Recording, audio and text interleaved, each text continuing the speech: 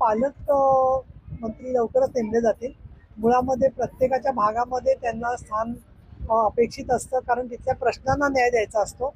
आणि काही गोष्टीमध्ये म्हणतात की देर आहे दुरुस्त आहे, तसे पालकमंत्रीपदही लवकरच जाहीर होतील आणि त्यामध्ये त्या जिल्ह्यांना न्याय दिला जाईल. आणि जे जिल्ह्यामध्ये तेवढे लोकप्रतिनिधी नसतील तर त्याची सुद्धा काळजी घेतली जाईल असं मला वाटतं. संतोष देशमुख हत्या प्रकरणानंतर राज्यात ठिकठिकाणी आंदोलन होत आहेत, जन आक्रोश मोर्चे निघत आहेत, मात्र अद्यापही धनंजय मुंडेंचा राजीनामा घेतला जातो. एक असं आहे की न्याय मिळण्याच्यासाठी म्हणून तपासी यंत्रणा काम करतात आणि त्या तपासी यंत्रणांवर दबाव येऊ नये असं लोकांना वाटतंय आणि म्हणून लोक त्यांच्या मंत्री म्हणून राजीनाम्याची अपेक्षा धरत आहेत. पण मुळामध्ये मी आपल्याला सांगू इच्छिते की देवेंद्रजी फडणवीस, एकनाथ शिंदे आणि अजितदादा पवार यांच्या नेतृत्वाखालचं हे जे सरकार आहे त्याच्यावरती सन्माननीय मोदी साहेब आणि अमितजी शहा यांचं त्यांना मार्गदर्शन आहे. त्यामुळे तपासामध्ये जे जे येईल त्याच्यामध्ये जे जे धागेदोरे मिळतील त्या प्रत्येक धागेदोऱ्याच्या वरती काम केलं जाईल. जे SIT मध्ये अधिकारी आहेत त्यांना मी अनेक वर्ष ओळखते आणि एक ते निस्पृह आणि चांगले अधिकारी काम करणारे आहेत. त्या तपास येण्याच्या आधीच पुढच्या मागण्या करणं या संदर्भामध्ये योग्य तो निर्णय काय आहे तो सन्माननीय मुख्यमंत्री आणि उपमुख्यमंत्री घेतील. पालकमंत्री काय असावा किंवा ते मंत्रिमंडळात असावे का असू नये या सगळ्याच्या बद्दल ही राजकीय आंदोलन आहेत असं मला वाटतं. यापूर्वी अनेक मंत्र्यांवरती आरोप झाले होते. मागच्या सरकारच्या काळामध्ये अनेक मंत्र्यांनी राजीनामे दिले, मात्र सुरेश धसांनी काय आरोप केलेले आहेत? धनंजय मुंडेंना पाठीशी घातले जाते पुढे. सुरेश धस एक अतिशय जागृत आमदार आहेत आणि त्यांना हेही माहिती आहे, तेही स्वतः राज्यमंत्री होते दुग्ध विकास विभागाचे. तर असे मंत्र्यांवरती अनेक वेळेला आरोप होतात. त्या आरोपात तथ्य असेल तर नक्कीच सरकार त्याची दखल घेतं, त्याची तपासणी करतं आणि ते योग्य ते पावलं उचलत असतात. परंतु राजकीय मतभेदातून एखाद्या गुन्ह्याचा तपास व्हावा किंवा होऊ नये या दोन्ही गोष्टी गैर आहेत असं मला वाटतं. आणि जे जे बळी पडलेले आहेत त्या प्रत्येकाला न्याय मिळाला पाहिजे ही जी भावना आंदोलकांची आहे त्या भावनेचा मी सन्मान करते. परंतु साक्षीदार तपासणं, धागेदोरे तपासणं, पुरावे तपासणं हे काम करण्याच्या ऐवजी पोलिसांना जनतेचाच बंदोबस्त करायला लागला तर त्यांना या कामासाठी वेळ कधी मिळणार.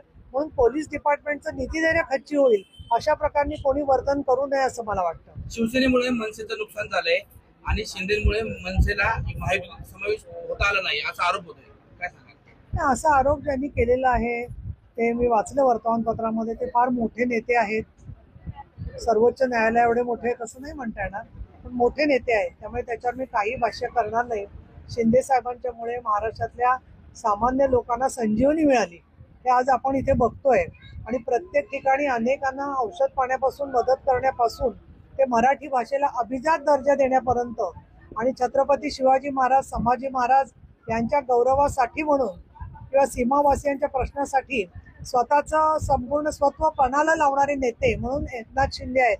अशा वेळेला अशा काही गोष्टी झाल्या असतील तर मला असं वाटतं की त्यांनी कुठेतरी वड्याचं तेल ते वांग्यावर काढतायत असं मला वाटतं. असं वाटतं. मुंबई महानगरपालिकेची निवडणूक होतीये, त्यामध्ये मात्र भाजप आणि शिवसेनेची युती होणार नाहीये.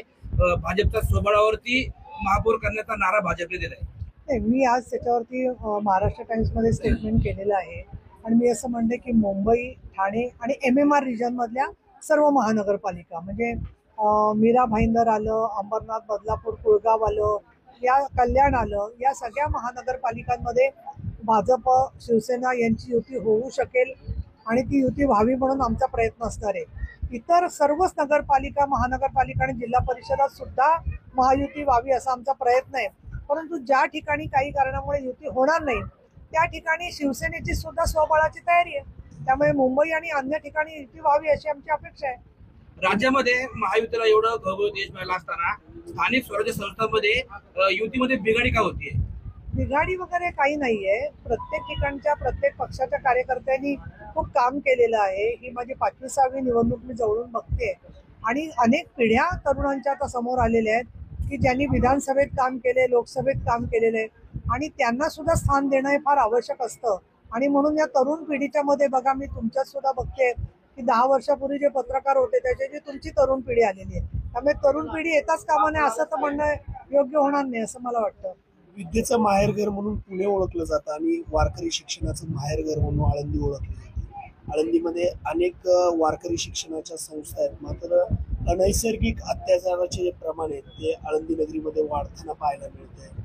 एकंदरीत सरकार म्हणून याकडे कशा पद्धतीने पावलं उचलली? एकाच चिखलीमधली घटना समोर आलेली आहे की ज्याच्यामध्ये रेक्टरनी असा अत्याचार केलेला आहे, सामाजिक न्याय विभागाचा हॉस्टेल आहे. आळंदीमध्येही जी मुलं शिकायला येतात त्यांच्यावरती त्यांच्या शिक्षकाने अत्याचार केलेला आहे. बुलढाण्यामध्ये पण असाच काही प्रकार घडलेला आहे. तर माझे हे तिन्ही प्रकार अत्यंत निषेधार्ह आहेत. पण फक्त हा त्या मुलींच्या पुरता प्रश्न राहिलेला नाहीये, मुलग्यांवर पण अत्याचार होत आहेत. तर मला असं वाटतं की सीसीटीव्ही बसवणं या ठिकाणी, की जेणेकरून भलत्या वेळेला तो मनुष्य जर का मुलांच्या खोलीत गेला तर ते आयडेंटिफाय होईल आणि त्या सीसीटीव्हीचं मॉनिटरिंग करणं आणि त्याच्यावरती पोलिसांची त्याच्या ऑफिसमधल्या कामावरती थोडी देखरेख असणं हे जसं गरजेचं आहे, तसं मला असं वाटतं की सामाजिक न्याय विभाग, आदिवासी आश्रमशाळा यांनी सुद्धा पालकांच्या सुरक्षिततेचं धोरण करणं खूप गरजेचं आहे. आणि 4थ्या महिला धोरणाच्या नुसार या विविध डिपार्टमेंटनी सुद्धा निवासी मुलांच्यासाठी सुरक्षिततेच्या योजना